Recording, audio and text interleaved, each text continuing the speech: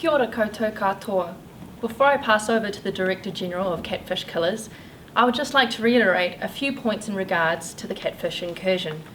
Today, you can see that our current position remains solid. At this stage, the cluster in Lake Rotoiti and Rotorua remains contained, and there is no indication at this stage that there are any catfish in any other lakes. We've built on what we've learnt over the past few years, and new tools are on the way. We've been prepared, and by going hard and early, and particularly with the Te Aroha Catfish Killers pitching in, we look at this stage to have contained this vicious pest. Over to you, Director General. Today I can confirm that there are at least 186,000 catfish in the community to report, and we have removed over 19,000 catfish over the last 12 months. No catfish have been recorded outside of Lake Rotoiti and Rotorua at this point, despite extensive netting throughout the region. Across the lakes, more than 15,000 nets have been set to remove the pest fish over the last 5 years. Just a regional breakdown on those figures.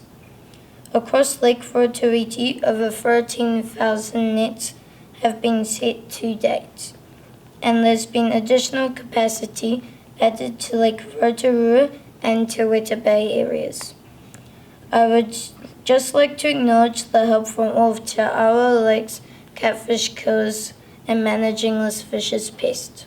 We have staff from Te Aroha Lakes Trust doing inspections on vessels entering our lakes, and I do want to thank the hard-working staff at these facilities.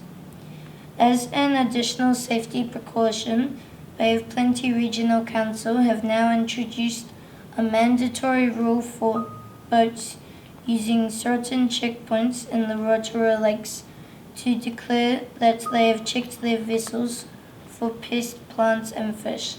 The forms can be found at the boat ramps, and our partners at Te Aroha Lakes Trust will be ensuring compliance with this rule. Back to you, Prime Minister.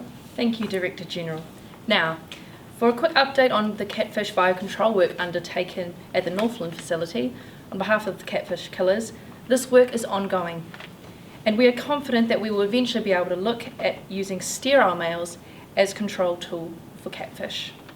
Now, as I've said before, it's important to remember that this will be a long-term management tool, and there are plenty of pieces of information to gather before we look at this further. And I want to thank the people involved at NIWA for the excellent information they are contributing to the picture we continue to hold. Before I pass it over back to questions, I do understand that people are concerned about catfish in our lakes, especially in Lake Rotoiti. So, as always, if you have weed on your boat, do not go out before you have checked, cleaned and dried your equipment.